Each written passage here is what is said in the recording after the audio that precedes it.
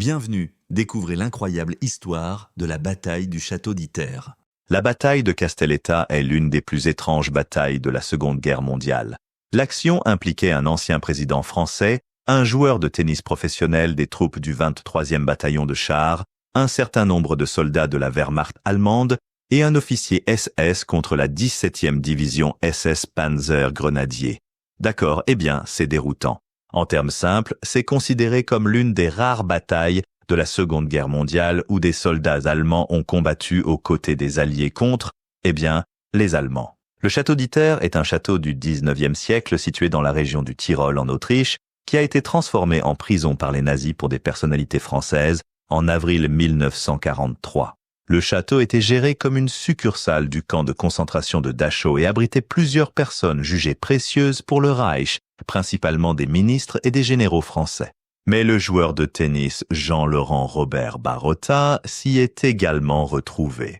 Pour entretenir le château, un certain nombre de prisonniers d'Europe de l'Est étaient également détenus captifs.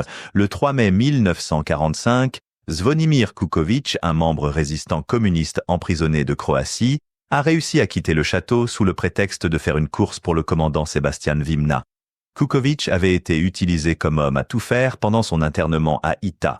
Il portait sur lui une note écrite en anglais avec le plan de la remettre au premier Américain qu'il pourrait trouver.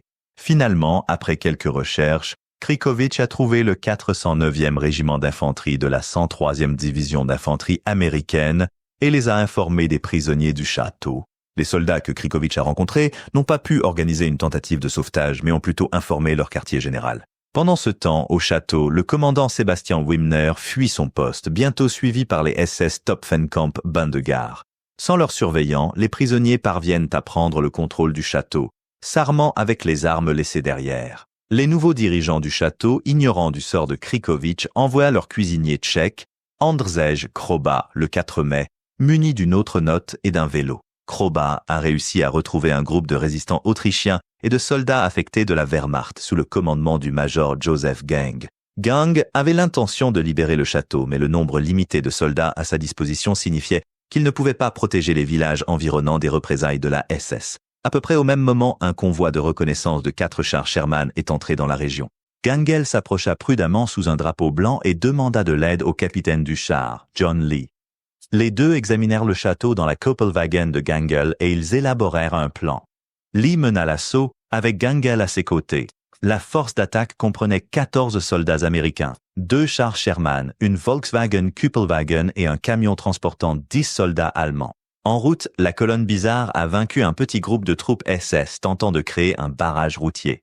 Quand Lee est arrivé au château, les soldats ont été accueillis chaleureusement par les prisonniers, ainsi que par Kurt Sigrid Schrader, un officier SS qui s'était lié d'amitié avec les détenus. Les prisonniers ont été déçus par le petit nombre de soldats venus les secourir. Mais comme on dit, faute de grives, on mange des merles. Le groupe hétéroclite de défenseurs commença à prendre position autour du château, avec Lee plaçant son char Sherman restant, Bess et Jenny, à l'entrée principale du château. Pendant toute la nuit du 4, les SS sondèrent les défenses du château. Et le matin du 5, l'attaque principale de 100 à 150 soldats SS commença. Kanger a réussi à appeler des renforts de la résistance autrichienne, mais n'a reçu que 3 combattants supplémentaires. Bess et Jenny ont été détruits par un canon allemand de 88. Heureusement, aucun membre de l'équipage du char n'a été tué. Dans l'après-midi, une force de secours du 142e régiment d'infanterie a été envoyée. Le grand joueur de tennis Barota a courageusement proposé de sortir et de rencontrer les renforts avec des informations sur la force et la position des SS. Incroyablement, Barota a sauté par-dessus les murs du château et a réussi à esquiver les attaquants SS en rejoignant les renforts américains. Une fois le 142e engagé dans le combat, les SS ont été rapidement vaincus et environ 100 soldats ont été faits prisonniers. Gange a malheureusement été tué par une balle de sniper lors de l'attaque en essayant de mettre l'ancien Premier ministre français Reynold à l'abri. Il a été honoré en tant que héros national autrichien et même une rue porte son nom à Worgel. Lee a reçu une croix du service distingué pour ses services à Iter, et les prisonniers ont été rapidement ramenés chez eux après la bataille. La bataille pour le château d'Iter fut certainement l'une des plus étranges de la Deuxième Guerre mondiale, ayant lieu 5 jours après le suicide d'Hitler et 2 jours avant la reddition de l'Allemagne. Pensez-vous que cette bataille soit l'une des plus étranges de l'histoire ou en connaissez-vous d'autres qui méritent ce titre? Faites-le moi savoir dans les commentaires ci-dessous.